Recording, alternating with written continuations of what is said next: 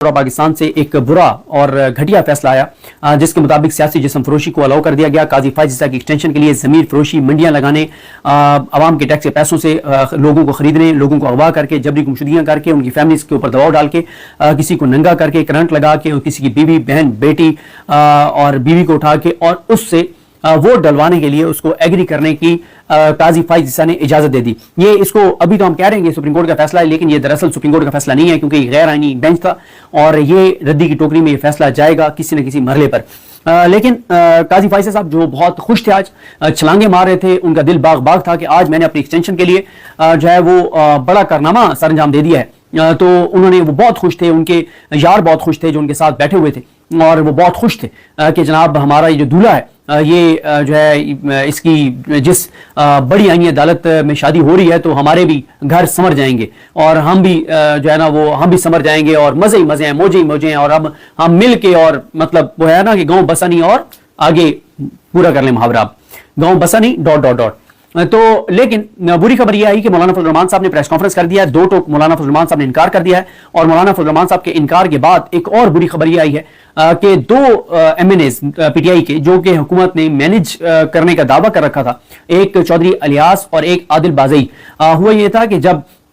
8 फरवरी के इंतखाबात हुए उसके बाद जो आदिल बाज़ई हैं उन्होंने एक बयान हल्फी सुन्नी इत्तेहाद कौंसिल का भी दिया था, लेकिन एक बयान हल्फी उनके नाम का वो नून लीग में भी शमूलियत का गया और इलेक्शन कमीशन सिकंदर उस्मान राजा ने उनको नून लीग में शामिल कर लिया और उनका नाम नून लीग में लिख दिया। PTI उनको अपना कहती रही, नून लीग उनको अपना कहती रही। खैर बहुत बातें हुई कि आदिल बाज़ई जो हैं वो कंप्रोमाइज्ड हैं और वो छोड़ गए हैं, PTI नून लीग में शामिल हो गए हैं, खबरें भी चलवा दी गई, सारा कुछ हो गया। लेकिन आज आदिल बाज़ई के खिलाफ मियां मोहम्मद नवाज शरीफ ने जो है वो रेफरेंस भेज दिया है स्पीकर को कि इसने बजट सेशन में वोट नहीं दिया था, लिहाजा इसको डी-सीट कर दिया जाए। इससे आप नवाज शरीफ की घटिया हद तक कंप्रोमाइज होने का, कमजोर होने का, चाबी वाले खिलौने होने का अंदाजा लगाएं कि उम्र के इस हिस्से में एक शख्स किस हद तक गिर गया है, किस हद तक गिर गया है कि उसकी औकात और हैसियत यह रह गई है कि किसी और ने इलेक्शन कमीशन को कह के जिसको नून लीग में जाहिर करवाया हुआ था उसका रेफरेंस नवाज शरीफ ने उसको डी-सीट करवाने के लिए भेज दिया है। एक तरफ काजी फायज ईसा से फ्लोर क्रॉसिंग के हक में चीजें ले ली कि फ्लोर क्रॉसिंग की इजाजत है, दूसरी तरफ स्पीकर को जो है वो भेज दिया, रेफरेंस भेज दिया। कंट्राडिक्शंस देखें। और दूसरा चौधरी अलियास है, उनको काफ लीग में किया हुआ था कि वो काफ लीग में है, तो चौधरी शुजात हुसैन ने उनके खिलाफ रेफरेंस जो है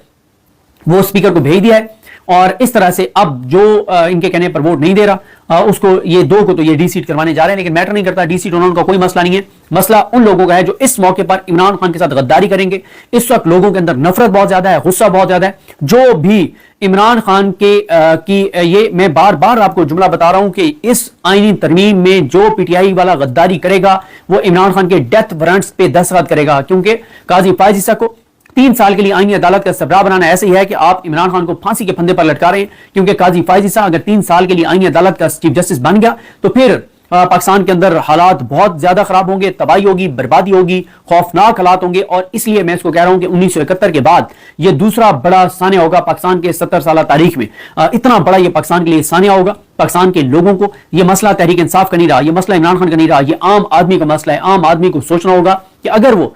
इस मूवमेंट का उन्होंने साथ ना दिया, PTI को छोड़ दें, PTI के साथ ना निकले, वकीलों के साथ निकल आए, सिविल सोसाइटी के साथ निकल आए, अकेले निकल आए, लेकिन अगर कोई आने वाली नस्लों को बचाना चाहता है तो उसको इस वक्त काजी फायज ईसा के खिलाफ खड़ा होना होगा। और अगर आज कोई ना निकला, कितने दिन पीछे रह गए, आज 3 गुजर गई है, 4 टोटल यानी 8 दिन रह गए, 8 दिन टोटल रह गए। 12 तक अगर आईनी तरमीम ना हुई उसके बाद चांसेस ना होने के बराबर हैं। 8 दिन के लिए पाकिस्तान के लोग अगर ये फैसला कर लेते हैं कि हमने अपने आने वाली नस्लों के लिए और अगले 80 साल के लिए पाकिस्तान को बचाना है तो 8 दिन का प्रोटेस्ट कोई घाटे का सौदा नहीं है, कोई मुश्किल नहीं है। पाकिस्तानियों को इस बात का एहसास और इदराक करना होगा कि पाकिस्तान के ऊपर किस तरह इसका हमला पाकिस्तान की बका और सलामती पर हो रहा है काजी फायज ईसा को मुसल्लत करने के जरिए। तो ये पाकिस्तानियों के लिए है, ये इमरान खान का सिर्फ मसला नहीं रहा, ये PTI का मसला नहीं रहा। और इसलिए ये जो 15 वोट हैं, 13 मौलाना फजल रहमान के निकल गए, यानी 8 MNAs मौलाना फजल रहमान के, 2 ये 10 MNAs जो उन्होंने अपनी तरफ से काजी फायज को ये बताया कि ये तो हमारे साथ हैं, और 5 मौलाना फजल रहमान साहब के सेनेटर्स। अब मौलाना साहब जो हैं आज उन्होंने जो, और ये बात कंफर्म है कि इस वक्त हुकूमत अक्सरियत खो बैठी है। हुकूमत ने जो मौलाना फजल रहमान साहब के वोटों को अपने साथ मिलाकर अपनी आईनी अपनी जो गिनती पूरी की हुई थी वो جو ہے اب گنتی مکمل نہیں رہی, اب اکثریت حکومت کھو بیٹھی ہے. اب وہ نیا پلان کیا ہوتا ہے وہ ابھی کچھ نہیں پتا. وہ دعوے تو بڑے کر رہے ہیں, ابھی بھی کہتے ہیں کہ ہمارے پاس نمبر گیم پوری ہے, لیکن یہ بلف بھی ہو سکتا ہے, یہ ڈرامہ بھی ہو سکتا ہے, یہ جھوٹ بھی ہو سکتا ہے مولانا صاحب کو دکھانے کے لیے کہ دیکھیں آپ نہیں بھی آئیں گے تو کر تو ہم نے لینی ہے, تو لہٰذا آپ آ جائیں. دیکھیں مولانا فضل الرحمان صاحب نے آج پریس کانفرنس کی, انہوں نے فلسطین پہ بات کی, اسرائیل کے خلاف بات کی, اور اس کے بعد مولانا صاحب نے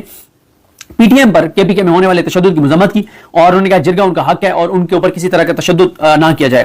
مولانا صاحب نے اب آئینی ترمیم پہ کیا کہا. مولانا نے کہا کہ آئینی ترمیم میں اتنی عجلت کیوں ہے, کیوں اتنی جلدی ہے, ایسی کیا ایمرجنسی ہے کہ آئینی ترمیم کروائی جا رہی ہے, کیوں ہمیں یہ کہا گیا کہ اتوار کو ہر صورت میں جو ہے وہ آئینی ترمیم کرنی ہے. یہ 14-15 سپٹمبر کی بات ہو رہی ہے. سوموار کو آسمان زمین پر گر جائے گا, لیکن جب اتوار کو آئینی ترمیم نہیں ہوئی تو سوموار کو آسمان تو کیا گرنا تھا, آسمان سے کوئی تارا بھی زمین پر نہیں گرا. اور انے واہ یہ کہہ رہے تھے ہمیں انے واہ آئینی ترمیم کی منظوری دے دیں. یہ بل اس وقت قابل قبول نہیں ہمیں, اور اس کو یہ ایسا نہیں ہے کہ اس بل کو سپورٹ کیا جائے. حکومت کا ساتھ دینے کے لیے ہم آمادہ نہیں ہیں, یہ واضح طور پر مولانا فضل الرحمان صاحب نے کہہ دیا ہے. اس کے بعد یہ آیا ہے کہ مولانا فضل الرحمان صاحب نے کہا کہ اسلامی نظریاتی کونسل کی سفارشات پر 7 سال میں عمل ہونا تھا, لیکن 1973 سے لے کے آج تک اسلامی نظریاتی کونسل کی سفارشات پر عمل نہیں ہوتا. اسلامی قانون بنانے میں تو ان کو کوئی جلدی نہیں ہے, لیکن جہاں ان کی ذات, ان کے مفاد کی بات آتی ہے, دنیاوی معاملات آتے ہیں, جہاں پہ مغرب کا حکم ہوتا ہے, تو وہاں پہ یہ بڑی جلدی کرتے ہیں. مولانا صاحب نے کہا کہ یہ اپنے سیاسی مفادات کے لیے تو راتوں رات ترمیم کرنے جا رہے تھے, لیکن جو اسلامی نظریاتی کونسل کی سفارشات پر اسلامی قوانین بنانے ہیں وہ یہ بنانے میں انٹرسٹڈ نہیں ہے. انہوں نے کہا کہ 18ویں ترمیم جب ہم نے کی تھی تو 9 ماہ لگے تھے مشاورت میں, اور یہ جو آئینی ترمیم ہے 26ویں, یہ 24 گھنٹے میں پاس کروانا چاہتے ہیں, جو کہ ناممکن ہے. یہ جلد بازی ہمیں قبول نہیں ہے. کے پی کے حالات اور بلوچستان کے حالات بہت خراب ہیں, اور وہاں پر تو پرانے قوانین کے ذریعے چیزیں ٹھیک ہو سکتی ہیں, لیکن کچھ نہیں کیا جا رہا. انہوں نے کہا کہ 63A کا جو فیصلہ ہے یہ خرید و فروخت کے لیے استعمال نہیں ہونا چاہیے, میچ فکسنگ اس کے ذریعے نہیں ہونی چاہیے. اور انہوں نے کہا کہ ہماری ملکی روایات اس طرح کی ہیں کہ حکومتیں اس طرح کے فیصلوں کا غلط فائدہ اٹھاتی ہیں. اور پھر وہ کہتے ہیں کہ حکومت نے مدارس کی رجسٹریشن اور اکاؤنٹس بند کر دی ہیں, اور یہ سب کچھ انہوں نے مغرب کے حکم پر کیا ہوا ہے. ایک طرف انہوں نے مدارس کی رجسٹریشن اور اکاؤنٹ بند کیے ہوئے ہیں, دوسری طرف کہتے ہیں کہ مدارس رجسٹرڈ نہیں ہوتے, اور ساتھ یہ بھی کہتے ہیں کہ مدارس جو ہیں وہ اپنے اکاؤنٹس دکھانے کے لیے تیار نہیں ہیں.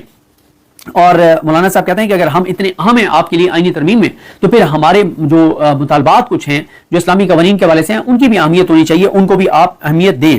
اس کے بعد فہیم اختر صاحب نے پوچھا کہ آج تو اب فیصلہ آ گیا سپریم کورٹ کا, تو اب تو فلور کراسنگ ہوگی. تو مولانا صاحب نے کہا کہ ہمارا کوئی رکن فلور کراس نہیں کرے گا, باقی اپنی اپنی جماعتوں کا خیال رکھیں. لیکن میں مولانا صاحب کی اس بات سے اتفاق نہیں کرتا, کیونکہ نور عالم خان صاحب جو ہیں وہ سب سے پہلے جو ووٹ جا کے ڈالیں گے JUF کے, وہ سب سے پہلے اگر کوئی یعنی ڈالنا چاہے گا تو وہ نور عالم خان ڈالنا چاہیں گے. تو مولانا صاحب کی جماعت کے نور عالم خان فلور کراس ہر صورت میں